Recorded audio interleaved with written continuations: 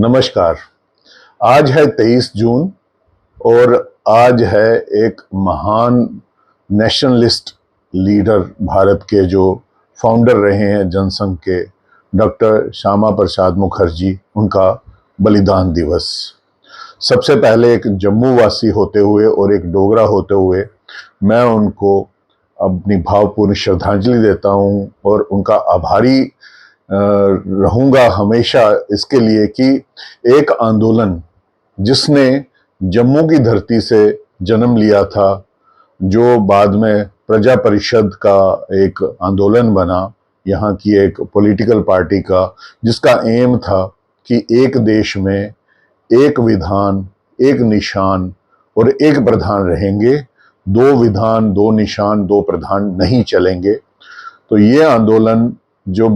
भारतीय जनसंघ के उस समय के प्रेसिडेंट डॉक्टर श्यामा प्रसाद मुखर्जी को इसके बारे में ज्ञान हुआ, तो उन्होंने एक ऐलान किया कि या तो यहाँ पे एक प्रधान, एक निशान और एक विधान रहेगा, नहीं तो वो इस आंदोलन, इस कार्य के लिए अपना बलिदान दे देंगे। और उन्होंने अपनी बात को सिद्ध करते हुए अपना बलिदान दिया। ये तो एक महान शख्सियत की निशानी है कि ही वॉक्ड हिज टॉक। लेकिन क्या एज ए नेशन, जबकि 5 और 6 अगस्त 2019 को उनका ये सपना साकार भी हो गया और जिस पार्टी के वो फाउंडर रहे हैं, भारतीय जनसंघ जो भारतीय जनता पार्टी है, उनकी तीसरी टर्म की लगातार सरकार बन गई है भारत में, एनडीए की सरकार बनी है, मोदी जी तीसरी बार लगातार प्रधानमंत्री बने हैं। तो मैं एक विषय आज बात करना चाहूंगा कि ऐसे तो हम श्रद्धांजलि देते हैं डॉक्टर श्यामा प्रसाद मुखर्जी को उनके जन्म तिथि पे, उनके बलिदान दिवस पे, उनको फूल मालाएं चढ़ा के, उनकी पूरी जीवनी को याद करके, और ट्वीट भी करते हैं। प्रधानमंत्री जी ने ट्वीट भी किया। लेकिन क्या वो कालखंड, जो वो 1 महीना जम्मू कश्मीर की जेल में रहे, एक 51 वर्ष के व्यक्ति जो कि जिनको कोई हेल्थ इश्यूज कोई नहीं थे, और 1 महीने के अंदर अंदर कारागार में जब वो जम्मू कश्मीर की जेल में रहे हैं श्रीनगर में, तो उनकी सडन मृत्यु हो जाती है और ये बताया जाता है कि उनको हार्ट अटैक हो गया। और उसका उनकी मदर के कहने पे उसकी कोई उस समय इंक्वायरी नहीं होती, और नेहरू जी कहते हैं कि मैंने आगे पीछे के लोगों से पता कर लिया है, तो इसमें कोई भी शक नहीं है कि उनकी नेचुरल डेथ थी। तो पोस्टमार्टम तक नहीं करवाया गया। तो मुझे थोड़ा सा ये जब हिस्ट्री देखते हैं हम, जब नेताजी सुभाष चंद्र बोस की बात आती है, या भारत के पूर्व प्रधानमंत्री जो हमारे रहे हैं शास्त्री जी, लाल बहादुर शास्त्री जी, उनकी ताशकंद में मृत्यु होती है ऐसे ही सर्कमस्टांसेस में, और उनका भी पोस्टमार्टम नहीं करवाया जाता। तो ये थोड़ा सा ना कान खड़े करने वाली बात होती है कि ऐसी मिस्टीरियस डेथ्स की और ऐसे नेशनलिस्ट लीडर्स की जो मिस्टीरियस डेथ्स होती है, उनकी इंक्वायरी आखिर क्यों नहीं हुई, इंक्वायरी कमीशन क्यों नहीं बने। और मैं इसलिए ये बात रख रहा हूं कि हमेशा डिमांड्स रही हैं। 2004 में